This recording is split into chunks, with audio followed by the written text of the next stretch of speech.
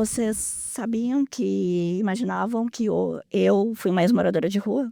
Então, falar um pouco disso. Durante 20 anos eu fui dependente química, durante 20 anos eu estive numa situação de vulnerabilidade social, 12 anos deles foram nas ruas de Porto Alegre, ou seja, numa extrema vulnerabilidade mesmo, debaixo das pontes, debaixo dos viadutos.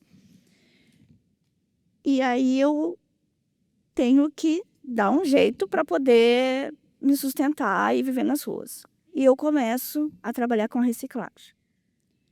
Hã, eu coletava alguns itens, alguns resíduos, na verdade, e o meu foco sempre foi a garrafa plástica, o PET.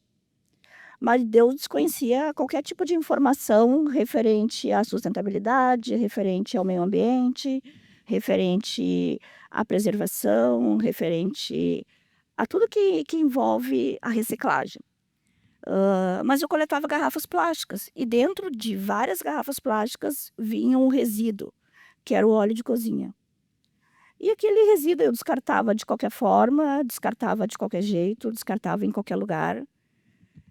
E eu passo por um processo de ressocialização, intervenções medicamentosas, terapêuticas, fazendas. E aí eu volto à sociedade, volto ao convívio familiar e eu fico com aquela incógnita na minha cabeça. Por que que algumas pessoas que descartavam resíduo de óleo dentro de garrafas plásticas? E aqui eu ficava me martelando. Aí eu começo a pesquisar e a entender que o óleo de cozinha ele era um resíduo e que ele deveria ser descartado de uma forma correta, e uma das ações era aquela de colocar dentro de uma garrafa plástica. Eu começo a pesquisar e entendo que eu posso fazer várias coisas a partir daquele resíduo. Posso fazer tinta, posso fazer produtos de limpeza, posso fazer velas aromáticas, posso fazer biodiesel. Então eu começo a inovar dentro da periferia. Eu começo a fazer barras de sabão, que é uma técnica ancestral, que é uma técnica milenar, mas que hoje em dia já não é tão utilizada. E eu começo a fazer e crio uma iniciativa. Começo com as barras de sabão, trabalhar dentro das comunidades, na verdade de várias comunidades, a partir da capacitação de mulheres para replicar, o conhecimento, para replicar a forma de descarte, para informar também a importância que é o descarte, né, levantando sempre a bandeira de catadores, inovando dentro da periferia.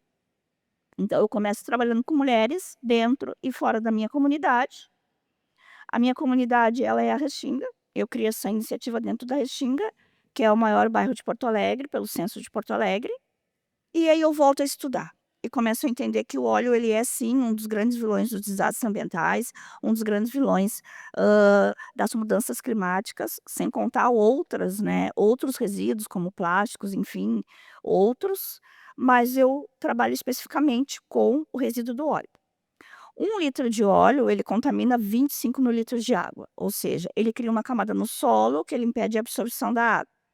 Começo a estudar, me capacitar, começo buscar recursos através de editais privados, ganho alguns, e quando eu começo a ganhar alguns, eu digo: "Olha, eu estou indo pelo caminho certo", né. Começo a me aprofundar cada vez mais, começo a agregar valores dentro do meu negócio, né. Além de produzir sabão em barra, hoje a gente tem uma linha de produtos de limpeza, que é sabão líquido, sabão em pó, multiuso, sabão em pasta e velas aromáticas, tudo isso dentro da periferia. Então a inovação dentro da periferia. Através desses recursos de editais privados, vem as capacitações, vem as mentorias e vem também a ideia de ter uma escola de educação ambiental dentro da comunidade e poder capacitar essas mulheres, para que elas sejam também agentes multiplicadores, dentro da comunidade delas. E aí o trabalho começa a replicar e a se expandir de uma certa forma, que eu começo a participar de alguns eventos, ganho alguns, e entre um deles surge, um convite para estar, em Paris, podendo falar um pouco mais do impacto que a nossa iniciativa traz para dentro da comunidade e para o meio ambiente, que eu também, enquanto catadora lá atrás, enquanto eu fui moradora de rua, eu desconhecia. Então surge esse convite muito importante para estar na França, podendo falar sobre o impacto que a nossa iniciativa traz para o meio ambiente. E aí vão alguns dados que são alarmantes e são muito importantes para uma iniciativa que muitas vezes as pessoas não dão importância, porque é uma iniciativa que ocorre e acontece dentro da periferia, que dentro da periferia também tem inovação. Então a nossa iniciativa, ela já coletou mais de 25.000 litros de óleo coletado.